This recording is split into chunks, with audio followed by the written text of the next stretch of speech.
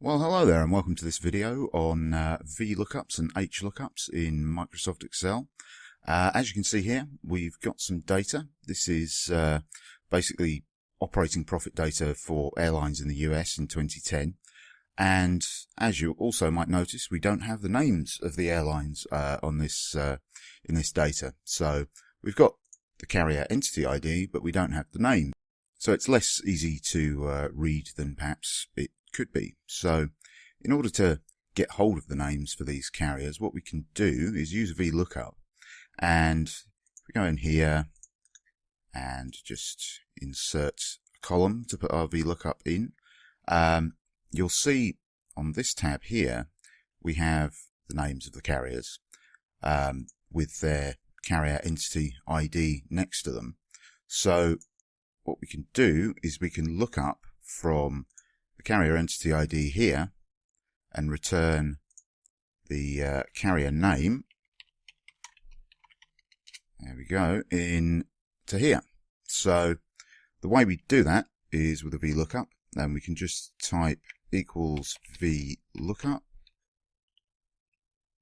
And then the first argument that it's asking for is the lookup value, which is the thing we want to look up in the list on the other tab. So if we click there, that's what we want to look up for this cell. That's the carrier entity in C2, and then comma, and then it's saying table array, and that's basically saying, right, what's the range you want to look for this in. So the way a VLOOKUP works is whatever range you give it, it'll look up the value that you've requested it to look up in the first column, and then it will count along the number of columns you tell it to and return the value that's in that cell. So if we just highlight column A and column B here, that's that section done, and then another comma, and the column index number is how many columns to count along. So if we put 1 in here, it would just return the carrier entity, because it would go to column A and say, all right, I don't need to count along. So it would just return the same thing as the lookup value. But we want to look at column B here. So we're going to put 2 and then another comma. And then there's the range lookup. I'll explain a bit more about this later. But for now, we're going to put false in there and press return. So if we just widen this column out a bit, and you can see that carrier entity is Air Wisconsin Airlines. So we can now double click on the right hand corner of the cell, and there we go, it's filled down all of our airline names here for all of these carrier entity IDs. So now that's much easier to read, and we can see which airlines we're talking about. However, a note of caution, one thing you'll notice here, obviously, as we've filled these formulas down, the references have moved with them. So, for example, the one we typed in is looking at C2. See C2, whereas as we go down, the reference changes. And that's fine, because in the range here, we have column A and B selected on the carrier names sheet. However, if we were to just select a range that included row references as well, for example, something like that, basically as we drag down the formula here, it would also drag down the range. So the range would gradually get lower and lower on this list. So I'll show you here. So we'll VLOOKUP, just change that formula to just look here, the list from sort of A2 to B37. Press return. Now the formula in that cell is now A2 B37. It's fine. It's looking up Air Wisconsin Airlines. But if we copy it down here, you'll notice that we're getting errors because by the time we get down here, it's now looking at A9 to B44. because the numbers are counting down. You'll see if I go up the list, the numbers get lower and lower. So obviously our range is shifting as we're copying things down. So in order to prevent this, what you need to do, if you need to, I mean, it's always best to use columns if you can, but if you need to use a specifically defined range like this, we can use the dollar symbol, and the dollar symbol stops the numbers counting up when you drag down, or the letters, the column references counting up as you drag across. So in here we can just put in dollar signs like this, press return, and now when we copy it down it will work. And the one at the top is A2 to B37, and then the one at the bottom is also A2 to B37. And you'll notice that that's not counted down there, but this reference here has. So that's all working fine. And that's what VLOOKUPs are very often used for, basically looking up values on a unique list. And the other thing to note with VLOOKUPs is that they'll return the first positive result that they encounter. So if this carrier names list had various occurrences of these carrier entities, then, and perhaps, you know, there's an error in the data or something like that, and two carriers have the same carrier entity ID, what will happen is the VLOOKUP will go down the list and look for the carrier entity and just find the first one. Let's say it's 6186. Find 6186 and return Comair.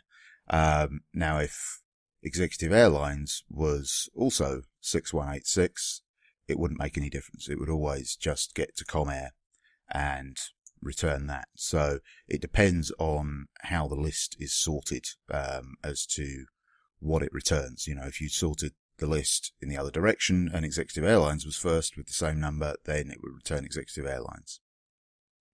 So on to the range lookup I mentioned earlier. Now if we go for a slightly different scenario here, we've got, let's say, these new employees that have joined our imaginary company, and here's their employee IDs in this column and their join date here, and our company operates a bonus scheme. And if we click on this tab, you can see that depending on the join month for new joiners, they get a percentage of the bonus scheme, because you don't want to give 100% bonus to somebody that joined, you know, the day before the end of the year. So you can see here that it's basically, we've got the months down here, and then we've got the list of the percentage of the bonus that they get, and it's split every 3 months. So from 0 for joining in the last 3 months of the year up to 100% for joining in the first 3 months of the year. Now, our list of new employees has their join date on it. So what we would like to do is look up and find out what percentage of the bonus they would get. So if we just put a column label in here, bonus percentage, we can now do a VLOOKUP, but what we can do is use the range lookup to find the lowest value in the range in which the join date falls. I'll show you what I mean. So if we VLOOKUP here and just click on the join date and then a comma, and then back into here, just select those two columns, and then we're counting across by 2 again, and then instead of false here we'll have true, and we press enter. If we drag that down and just turn it into percentages, now you see it's pulled back these percentages, but what it's done, it hasn't found that exact date on that list, the 10th of January. 2015. This list is actually, it's formatted to just show the month and the year, but if we just go to a standard date format for that, go for that, you can see it's actually the first of each one of those months that's the data contained within those cells. So what it's done is it's looked down this range here, and it's, instead of finding an exact match, it's found the range in which the date it's looking for falls.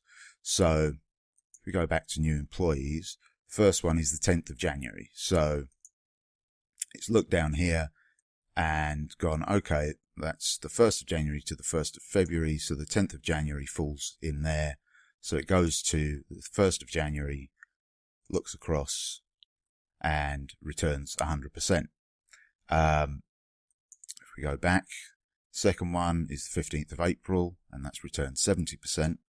And you can see it's gone down this list here, and that's the range it's found. So it's selected that, counted across, and returned 70%.